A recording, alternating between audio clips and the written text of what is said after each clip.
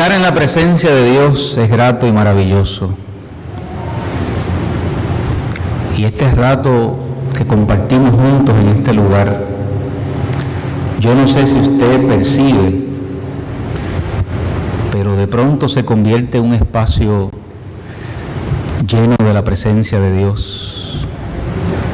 Siempre lo está, pero hay momentos en que uno siente, ¿verdad?, mayor cercanía de esa gracia de Dios. Y me parece que cuando las cosas se ponen difíciles, yo creo de verdad que es cuando más Dios tiene la intención de bendecirnos, de acercarse a nosotros y de asegurarse que nosotros podamos sentir la certeza y la seguridad que Él está con nosotros. Por eso afirmamos en esta mañana la esperanza. Estamos en un tiempo donde afirmamos y anunciamos la esperanza, porque estamos en la preparación de recibir aquel que ha venido al mundo para traer esperanza, para acercarnos más a Dios y para recordarnos y darnos la buena noticia que todo ser humano en Dios tiene la posibilidad de encontrar la vida y de encontrar el camino hacia la salvación. Pero también hay que decir en esta mañana que estos días han sido días muy duros y muy difíciles. Y yo aprendí en un momento dado que yo no vengo a la iglesia para escapar de la realidad, ni para enajenarme de lo que está pasando en el mundo. Yo vengo a la iglesia para tomar conciencia de lo que pasa en el mundo. Y a veces lo que pasa en el mundo nos causa desesperanza y dolor y nos causa angustia. Y a veces esos sentimientos están en nuestro corazón. Y yo les confieso que en medio de la esperanza que el Evangelio me da, hay un gran pesar en mi corazón. Porque han sido días muy difíciles para nuestro pueblo y para otras partes del planeta. Porque nuestra sensibilidad ha sido estremecida y el corazón de muchos ha sido compungido por la muerte implacable de compueblanos y de ciudadanos del mundo. En Newtown, Connecticut, al noreste de los Estados Unidos, murieron trágicamente 27 personas inocentes, incluyendo 20 niños y niñas. En nuestro amado terruño puertorriqueño, varias muertes recientes nos han dejado perplejos y sorprendidos por la falta de respeto hacia el altar de la vida humana, hacia el altar que está presente en la vida del otro y de la otra. Y por momentos sentimos y parece ser que la violencia en todas sus manifestaciones se está enseñoreando sobre nuestros espacios familiares, sobre nuestra convivencia con los demás y de todos los espacios de nuestras relaciones humanas. Los niveles de fragmentación emocional, de fragmentación espiritual, de fragmentación psicológica nos sobrecogen, nos sorprenden. Piense usted cuán perdidos y desorientados y enfermos en su espíritu, en su mente, han podido estar las personas que han cometido estas atrocidades. Pero más significativo aún, y escuche esto, cuán desenfocada, cuán distraída y cuán enfermas están nuestras sociedades respectivas, que hemos permitido y hemos fomentado estos estilos de intolerancia, de violencia, que hemos permitido que nuestros hijos y nuestras hijas sean criados por la televisión y por los juegos electrónicos, que le hemos cedido espacio a otras voces, a otros valores, a otros pensamientos, a otras ideas sobre la vida, y esas están prevaleciendo sobre nuestras generaciones más recientes y más jóvenes. Ya no son escenas que solíamos ver en los periódicos y que decíamos, pues eso está pasando por allá, por otro lado, lejos y distante de aquí. Ya no son escenas que contemplamos desde la distancia y corrían en algún otro lugar, y a veces mirábamos con cierto prejuicio y cierto desdén y decíamos, gracias a Dios que eso no pasa aquí en Puerto Rico, ¿verdad? Muchas veces uno escuchaba esa frase, gracias a Dios que aquí no pasan esas cosas. Pues mire, ese tiempo se acabó, porque ahora está sucediendo en nuestros vecindarios, en nuestras calles, a cualquier hora del día, por la mañana, al mediodía, a cualquier momento. Así que ya no es un asunto de los otros y que allá los otros se puedan resolver, sino que cada vez más está más visible y más cercano.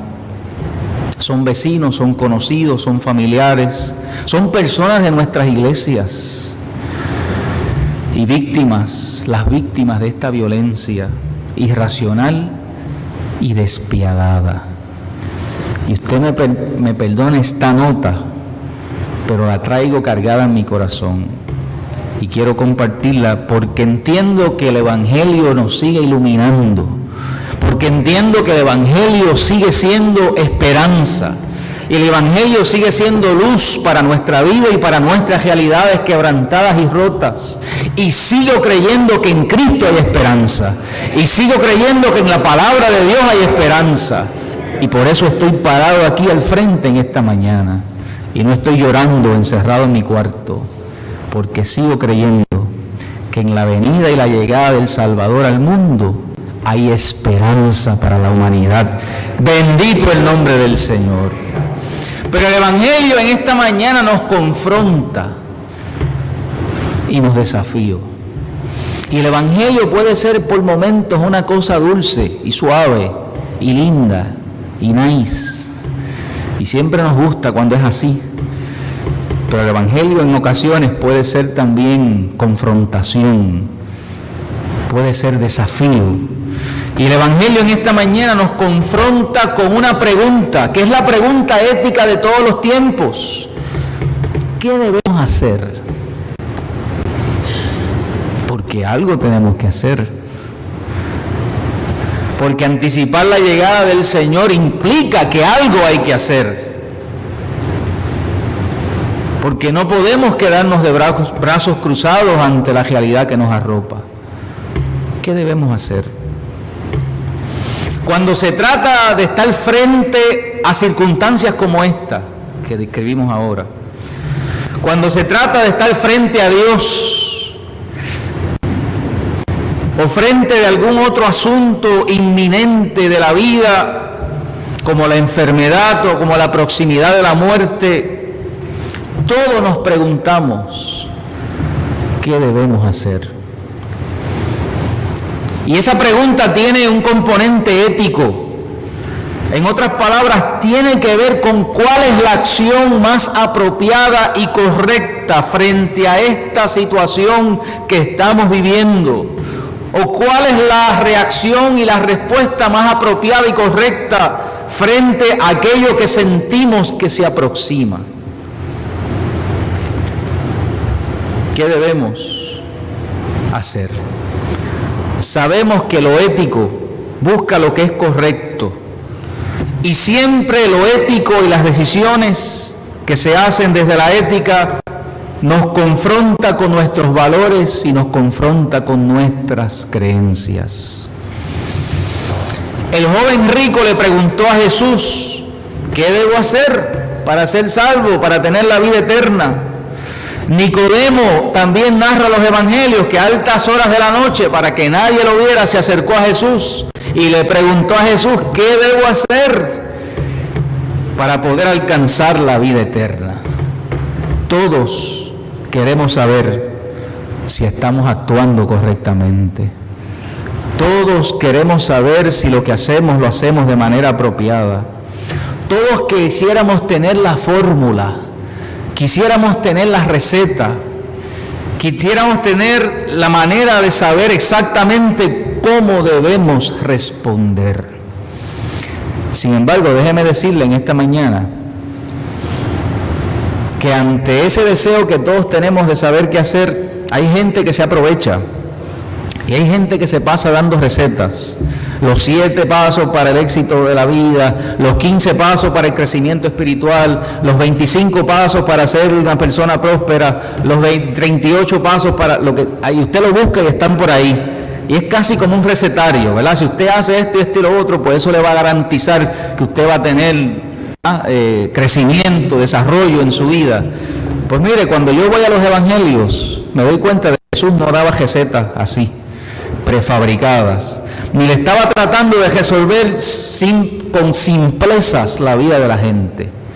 Cuando uno va al evangelio, uno se da cuenta que a esas preguntas y a otras que le hacían a Jesús, Jesús tuvo mucho cuidado de estar dando recetas y de estar dando respuestas que se pudieran interpretar como simplistas y superficiales. Y nos damos cuenta que todas las respuestas que Jesús le daba a la gente y a las preguntas que la gente hacía era una provocación. Era una provocación a la conciencia, a la mente, a la voluntad de la persona. Una provocación que tenía como intención desplazar a la persona del lugar donde estaba, sacudirla, estremecerla y ayudar a la persona y a la gente que lo escuchaba a generar una profunda reflexión sobre su realidad, sobre dónde estaba parado existencialmente, y también para que pudiera considerar cuáles eran las propuestas nuevas de su reino. Jesús lo que buscaba en la gente era verdadera conversión. Jesús lo que buscaba era verdadera conversión del corazón. Y escuche eso, hermano y hermana, hace falta verdadera conversión del corazón. Jesús no está buscando un asunto externo y emocional. Jesús no está buscando que brinquemos como ziquitraque. Usted había escuchado esa palabra antes, ¿verdad? Ante la provocación de cualquier otro que está haciéndolo para que brinquemos. Jesús está buscando conversión del corazón. Porque no importa cuándo usted brinque y cuánto usted llore, si a la hora de los tomates su corazón, sus actitudes y sus pensamientos no están transformadas y cambiadas e impactadas por la presencia, por la gracia y por el mensaje del Evangelio. Jesús no está buscando capota y pintura. Y mira que está lleno los lugares de capota y pintura. Conversión del corazón. En busca de esas respuestas llegaron los judíos. ¿A dónde? A Juan el Bautista. Preocupados por lo que Juan estaba diciendo que venía. Un poquito asustados también con los anuncios muy fuertes y recios que hacía Juan el Bautista. Porque Juan el Bautista y Jesús no se parecen en nada, y eso lo podemos conversar en otro momento. Juan era por el centro del plato, ¿verdad? Sin pelos en la lengua. Era el profeta que decía la palabra fuerte y recia. Tan es así que al final de este pasaje, capítulo 3, anuncia y dice cuándo es que Herodes mata a Juan el Bautista, lo meten preso y después le cortan la cabeza. Porque ni siquiera con el gobernador se cerraba la boca. Le dijo lo que le tenía que decir y se lo dijo de frente. Por lo tanto, hay gente que viendo todo este mensaje de Juan y un poco intimidados por lo que están oyendo, hay gente que venían como buenos judíos prosélitos a bautizarse. Y gente que venía a preguntarle al profeta, ¿y qué debemos hacer para poder afrontar esta realidad de la que tú nos estás hablando? para poder anticipar esa llegada del Mesías que habría de venir y que Juan estaba anunciando. Los judíos conocían una cosa como el bautismo de arrepentimiento, y es que se bautizaban también en agua. El agua era un símbolo de purificación y de transformación. Así que venían y practicaban ese bautismo, pero Juan el Bautista le había dado unos toques un poquito particulares a ese bautismo. Ese bautismo de arrepentimiento implicaba, para los que venían a bautizarse con el Juan el Bautista, implicaba un cambio de conducta en todos los que practicaban el ritual. Pero este escenario no era típico de eso que ocurría en esos bautismos en ese tiempo. El Evangelio nos presenta al profeta precursor de Jesús denunciando y confrontando a aquellos que se acercaban para el bautismo con una frase terriblemente fuerte y difícil de oír: generación de víboras. La pregunta es, ¿qué es lo que estaba viendo Juan el Bautista detrás de aquellos que venían a bautizarse para hablarles tan estrujado y tan fuerte y confrontarlos de esa manera?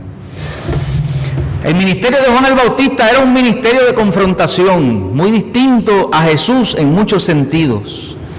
Lucas por eso lo pone y lo ubica en contraste con las figuras de poder que aparecen al principio del capítulo 3 y de autoridad de la época, para señalarnos que Juan iba a ejercer su ministerio desde los márgenes del poder para cuestionar y confrontar. Desde el desierto, la voz que clama en el desierto es Juan el Bautista. Es esa voz que clama para anunciar que se ha acercado el reino de Dios.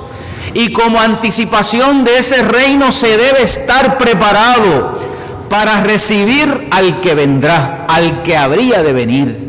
Se está anticipando el reino de Dios y que había que estar preparado. Su confrontación, la de Juan el Bautista, es recia, es fuerte y está acusando de frente a los que se han acercado a las aguas bautismales donde él está, como personas que están huyendo de la ira venidera, como personas que están intentando justificarse con el ritual del bautismo, con personas que se están escondiendo y que están yendo de manera superficial al ritual, pero por dentro su vida sigue exactamente igual, pero por dentro su pensamiento sigue exactamente igual, su visión del mundo sigue exactamente igual, pero van en apariencia, van por fuera, para hacerse un lavadito por fuera y para quedar bien ante el profeta y desde su perspectiva quedar bien ante Dios. Pero eso era en tiempos de Juan el Bautista nada más, ¿sabe? Nadie hoy en día hace eso, así que tranquilo usted con lo que está escuchando.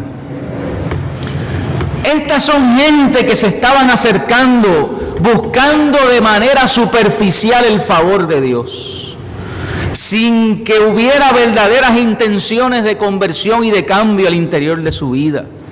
Por lo tanto, la confrontación del profeta lo que está es denunciando la falsedad y la hipocresía de los que se acercan a Dios sin la actitud y la disposición necesaria para la transformación que requieren los tiempos que se avecinan. Es lo que Juan el Bautista le está diciendo. Requiere transformación, requiere cambios. Mire a ver si lo que nosotros estamos viviendo como país y como mundo nos requiere y exige de nosotros también hoy conversión y cambio al interior de nuestra vida.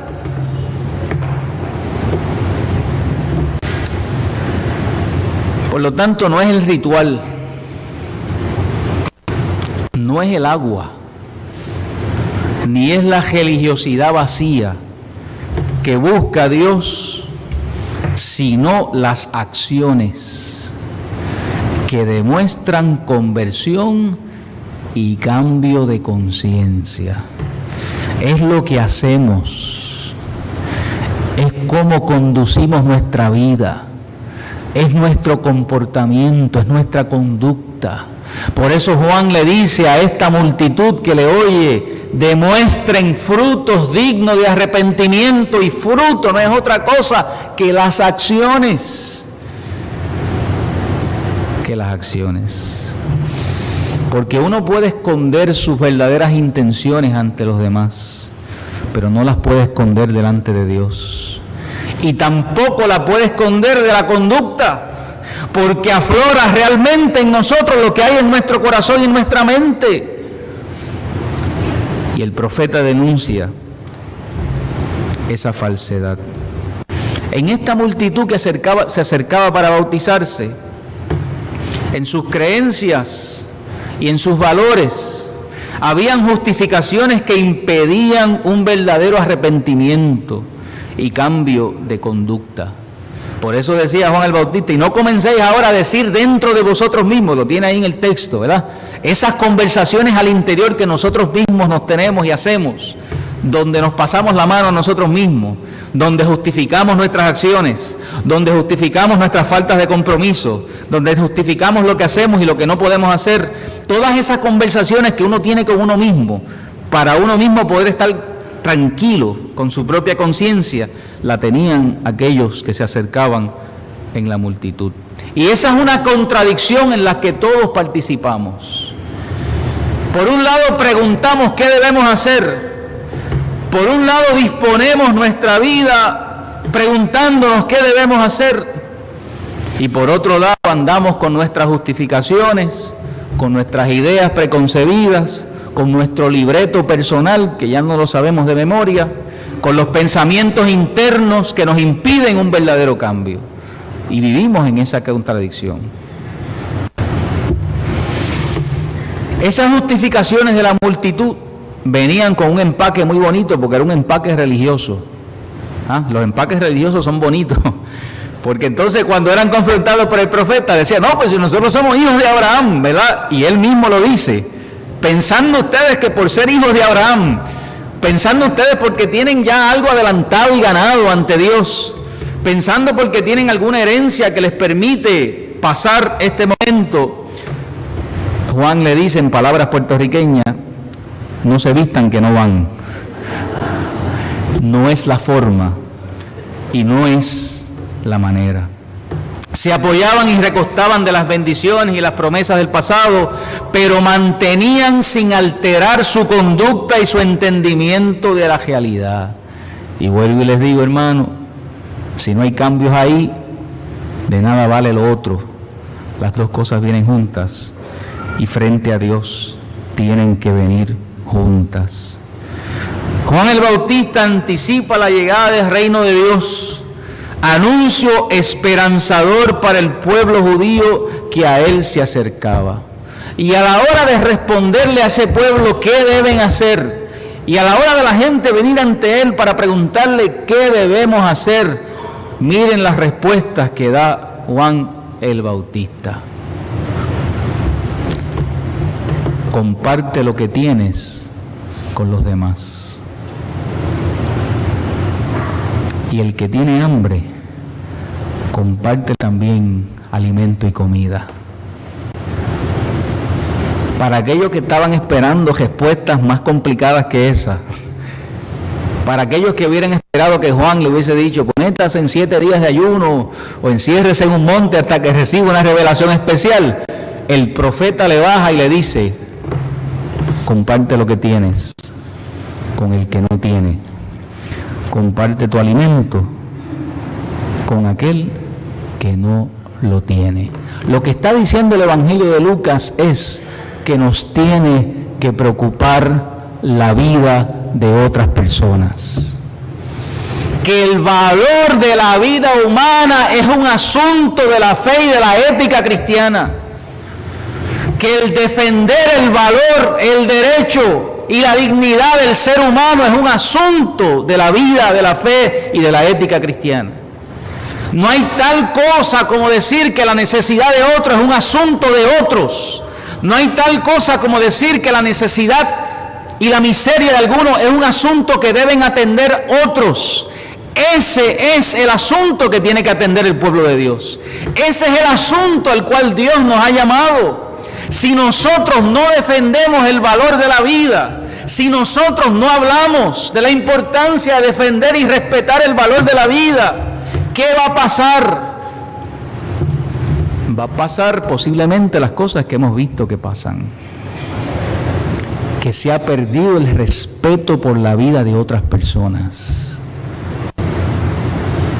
Que la vida para alguna gente no vale absolutamente nada, ni la de ellos ni la de los demás. Por lo tanto, el profeta está alertando a esta comunidad que la conversión que necesitan tener es la conversión de reconocer el valor de la vida de otros y de otras. Aquí estuvo el obispo Federico Pagura el pasado domingo por la noche. Habían sobre 80 personas aquí escuchando a este siervo de Dios y pastor. Y él dijo que una vez un pastor le preguntó: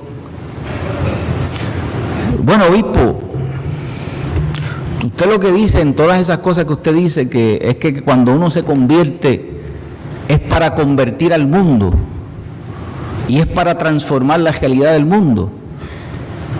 Y el obispo le contestó: ¿y si no es para eso, para qué sirve el evangelio? Para estar aquí cogiendo aire acondicionado en 4 paredes y saludarnos y afirmarnos el amor del Señor, que es importante, estar aquí y venir aquí. Pero si es solamente para eso, ¿para qué sirve el evangelio? Si no es para cambiar, si no es para transformar, si no para impartir vida, si no para impartir esperanza, si no para ayudar a transformar las realidades difíciles y duras que hay en medio nuestro. Para eso es el evangelio. Por eso es buena noticia para aquellos que están sufriendo y viviendo en medio del dolor. Esa es la buena noticia, que Jesús ha venido a traer vida, ha venido a traer salvación, ha venido a traer esperanza, y que esa esperanza está presente en usted y en mí. Y somos portadores y portadoras de esas buenas nuevas. ¿Qué más dice Juan el Bautista? Actuar de forma justa con los demás. Y no es en ningún lugar específico, en el lugar de su trabajo. Que usted actúe con justicia, que cumpla su deber y que cumpla su responsabilidad con sentido de justicia. En otras palabras, que no le hagas un tumbe a otro, que no engañes, que no mientas, que no hagas cosas para beneficio propio que pongan en perjuicio la vida de los demás. Y en ese sentido nosotros tenemos que superar la cultura del chanchullo. Nosotros en Puerto Rico tenemos un asunto con el chanchulleo, ¿verdad? Perdona la palabra, pero es la palabra que puedo decirle, ¿verdad?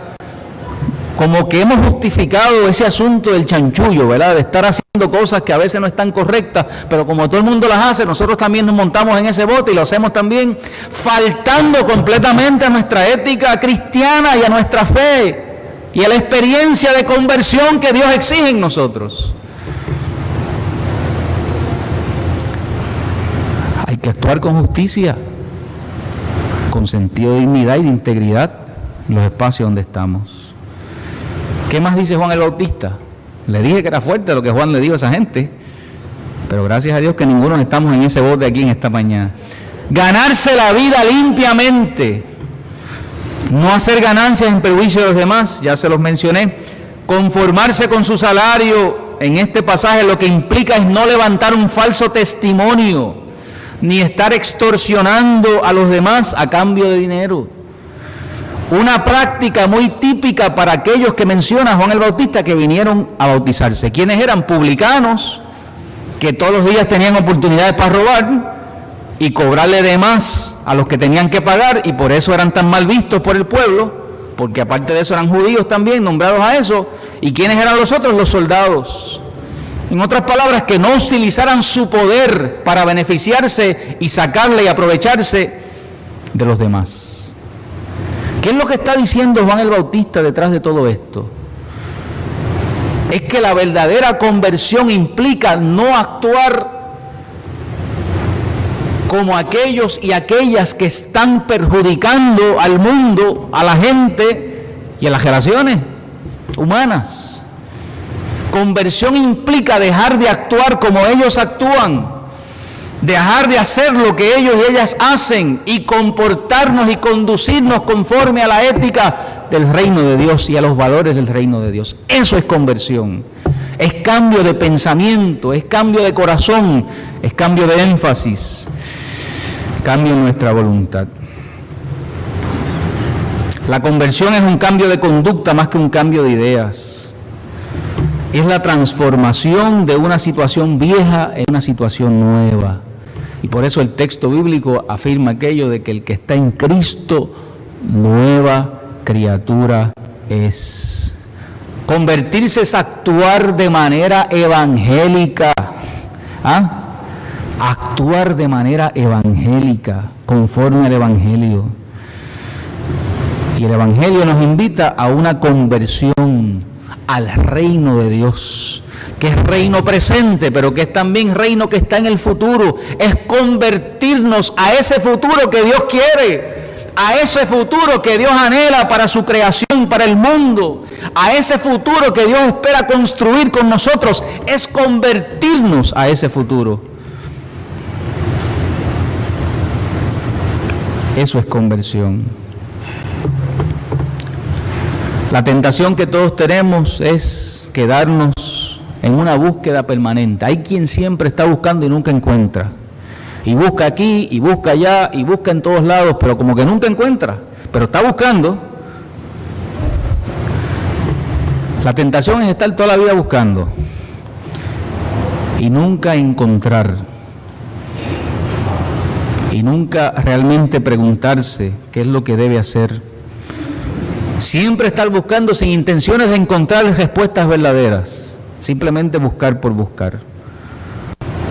Según el Bautista, la conversión significa saber seleccionar y discernir e elegir. Ahí están las imágenes que no voy a ir sobre ellas. La conversión significa saber ir a lo más importante y no mantenerse en las ramas y en lo superficial y en lo externo. La conversión significa saber desechar lo que ya no sirve. La imagen del texto es echarlo al fuego y reafirmar y abrazar aquello que es verdadero, aquello que es honesto, aquello que realmente nos sirve para nuestra vida. Por lo tanto, hermanos y hermanas, el Señor nos llama en esta mañana con las palabras fuertes y difíciles de oír del Juan el Bautista, pero necesitamos convertirnos.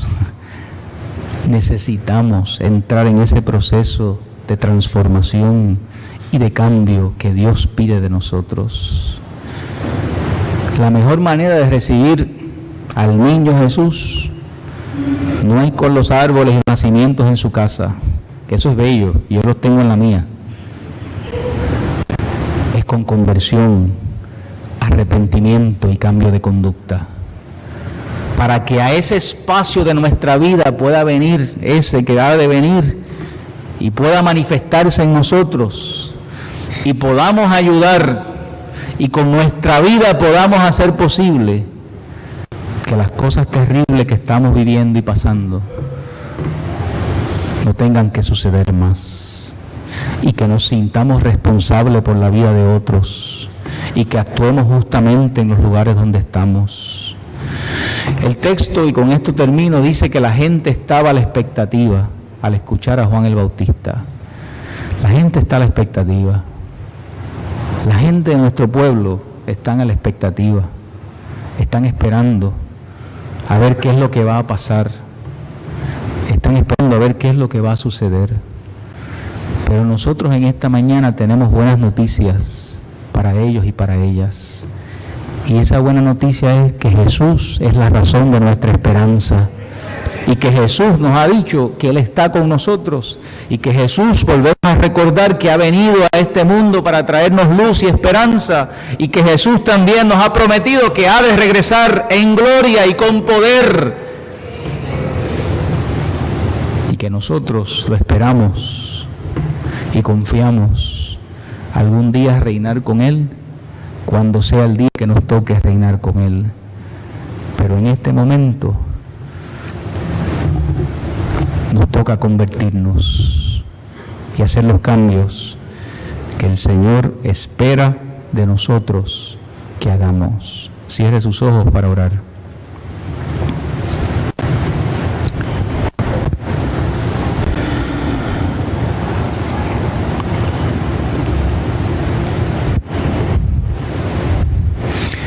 Y si alguien en esta mañana, antes de orar, quisiera y dice en su corazón: yo necesito esa conversión, esa transformación, necesito abrirme a esa experiencia de profundos arrepentimientos y de cambios en mi vida, quiero decirle que el Señor está aquí, como lo hemos afirmado desde el principio.